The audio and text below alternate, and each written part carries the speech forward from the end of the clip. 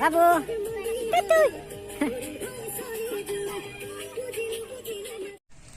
এইটো এতিয়া bread party চলি আছে অলপ পিছত ভাত মাংস হ'ব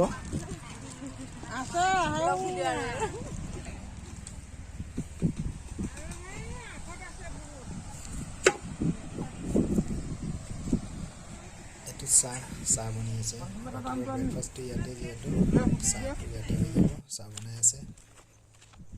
তো আমি আহিছোঁ এইটো ভালুকপুং 12 মাইল বুলি কয় ইয়াতে আহিছোঁ পিকনিক খাব এইপিনে ধুনীয়াকৈ সৰিয়হ বাৰীবিলাক আছে